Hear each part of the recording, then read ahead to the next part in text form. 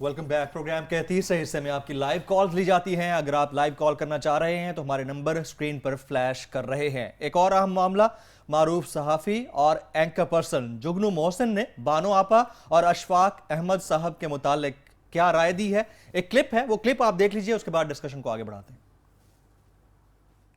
राजा गिद्ध जो है नाकदीन फन के मुताबिक उनका नॉवल जो है वो 20वीं सदी का पहले 5 जो बड़े नॉवल हैं उर्दू के, उनमें पहला या दूसरा है।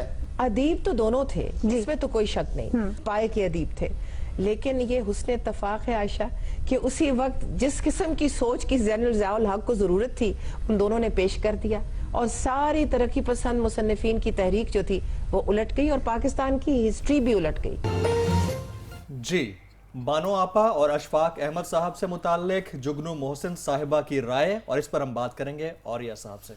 जी औरिया साहब। एक तो ये हमारे दोस्त नजम सेठी साहब की अहलिया हैं जी, खुद भी अच्छी कॉम्पेयर हैं, बड़े अरसे से चली आ रही हैं जी। लेकिन मुझे हैरत होती है, उन्होंने इशफाक साहब और बानो आपा के बारे में, यहाँ तो कुछ नहीं कहूँगा, लेकिन कितना उसने इत्तेफाक है कि तमाम जितने तरक्की पसंद थे, जी, जिस वक्त रूस टूटता है, बल्कि रूस टूटने से पहले ही एक होती थी मिसिस शमीम, एयरफोर्स के चीफ की मिसिस थी जी, ठीक है, उनकी किताब आई थी शायरी की।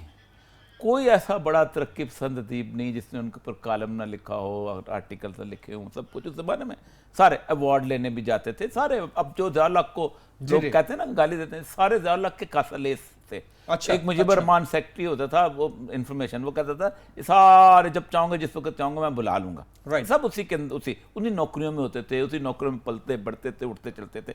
उसके बाद जैसे ही वो ना 1992 में ये अमेरिका को गाली देते थे, अमेरिका का सामना, जैसे ही वो खत्म हुआ है तो रूस खत्म हो गया, तरक्की पसंद मूवमेंट खत्म हो गई। दफन हुस्ने इत्तफाक से हर एक की एनजीओ अमेरिका से बन गई। जी, हमारा दोस्त होता था उमर असगर, यूनिवर्सिटी में पढ़ता होता था जी, इनकलाब आ रहा है जी, तोदे पार्टी जो आ रही है, एन क्या मजेदार तरीके से जैसे ही रूस टूटा एकदम अमेरिका से इनकलाब आएगा सारे का सारा। हर एक ने उनके साथ ह्यूमन राइट एक्टिविस्ट बन गया और ये बन गया। कौन सा ऐसा बंदा है हुसैन नक्की से लेके आई रहमान से लेके उसके बाद अब अदीबों शायरों में भी। और दूसरी बात यह है कि क्या अदीब कभी इन चीज़ों से जिंदार मरता है जिसने जिंदा रहना होता है। इन्होंने कुदरतुल्लाह साहब को गालियां दी सारों ने मिलके। जी, जी, आज तक कुदरतुल्लाह साहब की जो तकीन, जैसे कहते हैं ना, बेस्ट सेलर से वो निकल ही नहीं सकी चीज किताब। और कुदरतुल्लाह साहब की जो किताब है शहाबनामा, जहाँ से जिसके खोशा चीनों में इशफाक साहब अर्जे थे, ये किताब ज़ियाउल हक के बाद आई है, बेनज़ीर साहब आ चुकी हुई थी। I was here at that time, जिस वक्त ये किताब आई है मार्केट, उनके इंतकाल के बाद आई ये किताब। ये उस वक्त से लेकर मुशर्रफ की सेकुलरिज्म भी उस किताब को नहीं मार सकी।